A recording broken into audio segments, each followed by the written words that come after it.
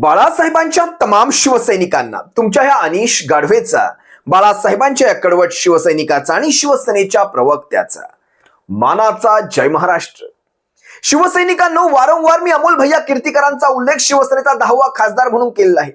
आजवर जवळपास 2 महिने होत आलेत. 4 जून नंतर म्हणजे निकालानंतर जवळपास 2 महिने होत आलेत, पण शिवसेनेचे मी केव्हाही 9 खासदारचा उल्लेखच केला नाही. मी वारंवार शिवसेनेच्या खासदारांची संख्या ही 10च सांगत आलोय आणि त्याचं एक महत्वाचं कारण तुम्हा सर्वांच्या समोर आलंच असेल. लक्षात घ्या, आज वायकरांना मुंबई उच्च न्यायालयाने जो समन्स पाठवलेला आहे, जी चपराक पाठवलेली आहे, ती ह्या सगळ्याचं एक फलित आहे. कारण विचार करा, या वायकरांनी वारंवार आपला विजय कसा योग्य आहे, आपण कसे कायदेशीर मार्गाने, नैतिक मार्गाने निवडून आलेलो आहोत, हे मीडिया समोर भासवण्याचा प्रयत्न केला. पण आज ज्या प्रकारे कीर्तीकरांच्या याचिकेवर मुंबई उच्च न्यायालयाने, ती याचिका तर स्वीकारलीच, पण त्यापुढे जाऊन यांना जो समन्स पाठवलेला आहे, ही एक चपराक आहे शिवसैनिकांना, ज्याला खरं तर देशाच्या त्या सर्वोच्च सभागृहाच्या आत असायला हवं होतं. मुंबई उत्तर पश्चिमच्या सेवेसाठी जनतेने ज्यांना निवडलं ते कीर्तीकर आज रस्त्यावर आहेत, आणि ज्याला खरं तर या सगळ्या अनैतिक मार्गांसाठी रस्त्यावर सोडा, जेलच्या आतमध्ये असायला हवं होतं, ती व्यक्ती आज त्या सर्वोच्च सभागृहात जाऊन बसलेली आहे. काल परवाच त्यांचं ते वाक्य असेल, काल परवाचं म्हणजे निवडणुकांच्या आधीच, माझ्या पुढे 2च पर्याय होते, एकतर जेलमध्ये जावं लागलं असतं, नाहीतर शिंदे गटात. मी शिंदे गटात जाण्याचा पर्याय स्वीकारला. म्हणजे हे किती स्पष्ट आहे की हा सगळा गट हा मारून मुटकून आणलेल्या लोकांचा आहे. वायकरांनी ती खोटी सहानुभूती निवडणुकांच्या काळामध्ये मिळवण्याचा एक प्रयत्न केला. खोटी सहानुभूती कुठेतरी मतदानामध्ये, कारण त्यांना माहिती आहे जनता आणि विशेषतः मुंबईची जनता आपल्याला हबाडा देणार. मुंबई कायम शिवसेनेच्या पाठीशी ठाम उभा राहिली आहे. मुंबईत शिवसेनेच्या चार जागा शिवसेना लढली, 4च्या 4ही ठिकाणी शिवसेनेचे खासदार विजयी झाले.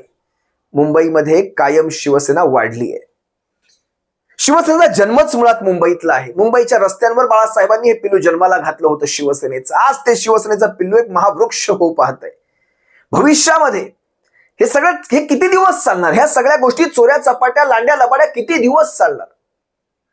आज तुम्ही पहा, या पाकिटमाऱ्या वाटमाऱ्यांना ज्या हायकोर्टाने द्यायची ती चपराक दिली, पण लक्षात घ्या, ज्या वेळेस खऱ्या अर्थाने 2 सप्टेंबरची जी तारीख आहे, त्याच्यानंतर जी सुनावणी चालू होईल, 2 प्रकारची सुनावणी असणार आहे ह्याच्यामध्ये.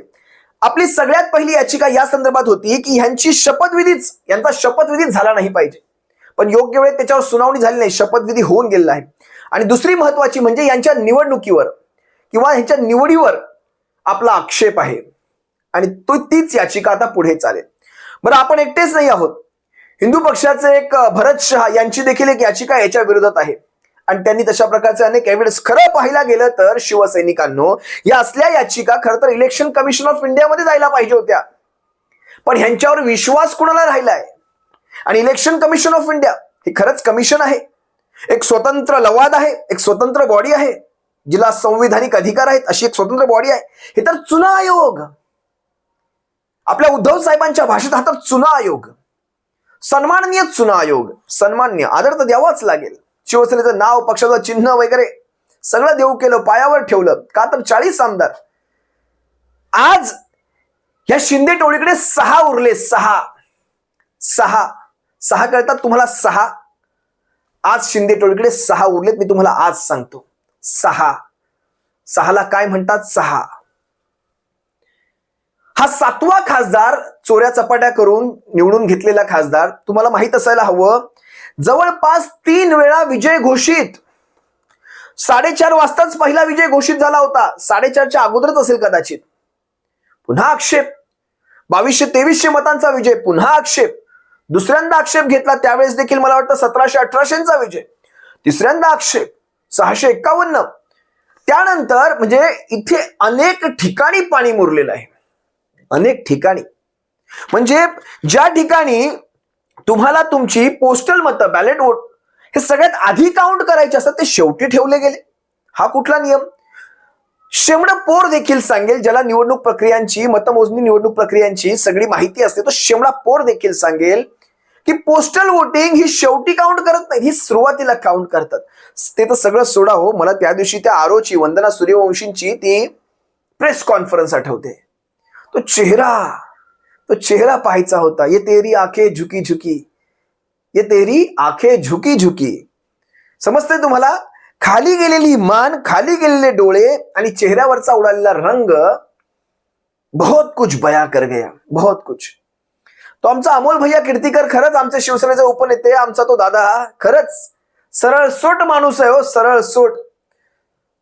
हा आमचा सरळसोट माणूस नसताना त्यांनी त्याच दिवशी तिथे हंगामा करून टाकला असता, त्या केंद्रावरच हंगामा झाला असता. पण ते चांगलीच गोष्ट आहे, आपण कायदा सुव्यवस्थेला सगळ्यांना प्राधान्य देतो. आमचे शिवसेनेचे पक्षप्रमुख संयमी आहेत, त्यांनी आम्हाला संयमाचे धडे दिलेत आणि या संयमातूनच मार्ग निघणार आहे. हो, या संयमातून मार्ग निघणार आहे आणि आम्हाला आमच्या पक्षप्रमुखांवर 100 नाही 200 नाही तर अब्जोपटीने विश्वास आहे. होय, आम्हाला आमच्या पक्षप्रमुखांवर विश्वास आहे. आमचा अमोल भैया खरंच तो संयमी माणूस आहे. त्याला तुमच्यासारख्या लांड्या लावाड्या समजत नाहीत. ह्या तुमच्या वायकरांच्या त्या मेहुणा कोण जो असेल पडीलकर, त्याची मुलगी वगैरे सगळे आतमध्ये, ह्यांच्याकडे मतदार जिथे तुमची संख्या अपडेट होते, निवडणुकीच्या वेबसाईटवर जिथे संख्या अपडेट होते, त्याचा ओटीपी असणारा मोबाईल ह्यांच्या हातात काय करतो? हे आकडे तुम्हाला काय टाकायचे होते, नेमके कोणते आकडे तुम्हाला अपलोड करायचे होते, हा ओटीपीचा मोबाईल. म्हणजे खरं तर त्या सूर्यवंशींनी, त्या मॅडमने अशी मनाला पटतील अशी एकही उत्तर दिली नाहीत प्रेस कॉन्फरन्स समोर. आणि प्रेसने पण लावून धरावेत असे प्रश्न देखील त्या दिवशी विचारले नाहीत. तो विषय वेगळा. पण हे सगळं तुम्हाला वेगळं नाही वाटत? म्हणजे 111 बाद झालेली मतं, 111 बाद झालेली मतं, त्यातली 49 मतं, म्हणजे एका मताने शेवट असा दाखवला होता ईव्हीएमच्या मोजणीमध्ये वायकरांच्या जागी अमोल भैया कीर्तीकर फक्त एकाच मताने, म्हणजे ते 2200 मतांची आघाडी होती. शेवटी चौथ्यांदा फेरमोजणी आणि एका मताने अमोल भैया आघाडीवर, फक्त एक मत. मग ह्यांनी काय केलं माहितीये? बाद झालेली मतं आहेत ना, बाद झालेली मतं, त्या बाद झालेल्या मतांना पुन्हा काउंटिंग केली. त्यातली 49 मतं वायकराची रद्द झालेली मतं ही वैध, म्हणजे अवैध मतं ही वैध झाली. तुम्हाला कळतंय मी काय सांगतोय? 49 मतं आणि ते एकची जी आपली आघाडी होती ते 1 वजा करून, म्हणजे 49 वजा 1 बरोबर 48, आणि 48 मतांनी ह्यांचा विजय दाखवला. जवळपास अमोल भैया कीर्तीकर सांगतील 333 ते 333 350 मतांपर्यंत तो घोळच आहे ईव्हीएमच्या. पण जे म्हणजे आपले एजंट्स बसतात आतमध्ये, आपले जे एजंट्स आत बसतात त्यांच्याकडे असलेल्या नोंदी पैकी इकडे एवढी जास्तीची मतं कुठून आली? 350-400 मतं ही जास्तीची कुठून आली? हे सगळे प्रश्न ज्यावेळेस माननीय उच्च न्यायालयामध्ये याचा चुथडा होईल ना, त्यावेळेस हे सगळ्याची उत्तरं द्यावी लागतील. मी म्हणालो ना, हा विजय चोऱ्या माऱ्या, वाटमाऱ्या, पाकिट माऱ्या फार काळ टिकणाऱ्या नाहीयेत.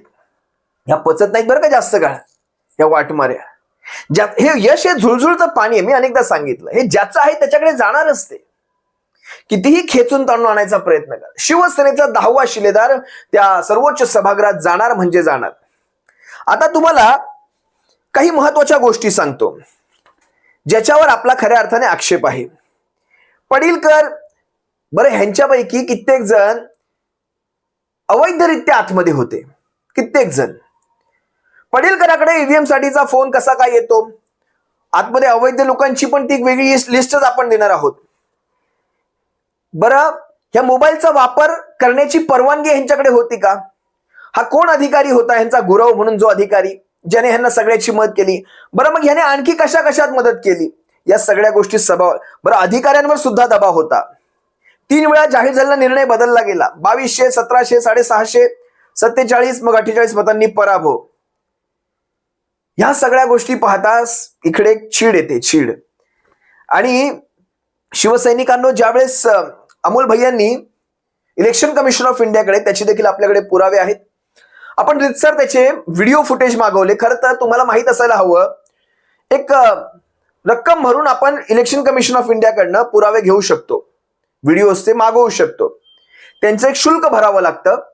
ज्या काही त्या शूटिंग्स करत असतात सगळ्याच्या, म्हणजे तुम्ही पाहत असाल इलेक्शनच्या दरम्यान ज्यावेळेस सभा होतात तिथे देखील इलेक्शन कमिशन ऑफ इंडियाचा पदाधिकारी उपस्थित पदाधिकारी म्हणण्यापेक्षा त्यांचा अधिकारी उपस्थित असतो आणि तो संपूर्ण चित्रीकरण करत असतो. ते सगळं चित्रीकरण तुम्ही देखील मागवू शकता. मग इथे हायकोर्टाचा रूल दाखवण्यात आला. बरं ठीक आहे, एकही सीसीटीव्ही फुटेज यांनी आपल्याला दाखवलेलं नाही. आता या सगळ्यामध्ये किती काय घोळ घालून ठेवले असतील हे काही मला वेगळं सांगायची गरज नाही, कारण आता जवळपास 2 महिने उलटत आले. कशामध्ये छेडखान्या झाल्या असतील ना, हे काही वेगळं सांगायची गरज नाही. पण तरी देखील हे आकडे आता कसे मॅच होणार आहेत? खरं तर ह्यांची नेमणूक रद्द व्हावी, 100% रद्द व्हावी आणि अमोल भैया कीर्तीकरांना तिथे मुंबई उत्तर पश्चिमचा खासदार म्हणून घोषित व्हावं, एवढीच आमची मागणी आहे. दुसरी याचिका आपली खरं तर ही महत्वाची आहे, जिच्यावर आता समन्स आलं. पहिली याचिका तर आपली संपलेली आहे, कारण शपथविधी होऊन गेलेला आहे. ज्याला बाहेर असायला हवं होतं तो आत आहे आणि ज्याला आत असायला हवं होतं तो बाहेर आहे. मी मगाशीच तुम्हाला सांगितलं. अशा अनेक गोष्टी आहेत. शिवसेनेचा हा 10वा खासदार लवकरच आपल्याला दिसेल आणि ह्यांचे 6 तुम्हाला दिसतील. विधानसभेमध्ये यांच्या 6चा सुपडा साफ झालेला असेल. अनेक गोष्टी आहेत शिवसैनिकांनो. आज सगळ्याच गोष्टी इथे बाहेर काढत नाही, पण असो, शेवटी मी मगाशी सांगितलं कशा प्रकारे मला आणि EOWO ने, मी ते देखील तुम्हाला सांगायचं विसरलो, आर्थिक गुन्हे शाखेने ह्यांच्यावरचे अनेक गोष्टी, म्हणजे ज्या यांच्यावर आरोप लागले होते हेराफेरीचे, सगळे मागे म्हणण्यापेक्षा बाईज्जत बरी, क्लीन शीट. पैशात खरंच जोर असतो, खरंच जोर असतो. सत्तेच्या वाऱ्यात तुम्ही बसलात ना, हवा थंड लागते. सत्तेच्या वाऱ्यात बसायचं तेवढं आम्हाला बाळासाहेबांनी शिकवलं नाही कधी. पण हे अशा प्रकारचं निष्ठा सोडून नाही. सत्तेचे वारे फार थंड असतात, पण बाळासाहेबांनी ते शिकवले. बाळासाहेबांनी त्याची अनुमती कधी दिलेली नाही. आज सत्तेचे वारे खायचे असते तर गारेगार वाऱ्यांमध्ये बसलो असतो आम्ही देखील. पैशात खरंच जोर आहे, पैशात खरंच जोर. लोक म्हणतात पैशात कसली आली आहे गरमी. पैशात गरमी आहे, पैशात गरमी आहे. कारण पैशात जर गरमी नसती तर एटीएम मध्ये एसी लागली नसते. एटीएम मध्ये एसी दिसतात ना आपल्याला. पैशात गरमी आहे म्हणून एटीएम मध्ये एसी असतात. असं शिवसैनिकांना तुम्हा सर्वांची रजा घेतो. फार लवकर शिवसेनेचा हा 10वा शिलेदार देशाच्या सर्वोच्च सभागृहात दिसेल, याची तुम्हा आम्हा सर्वांना खात्री आहे.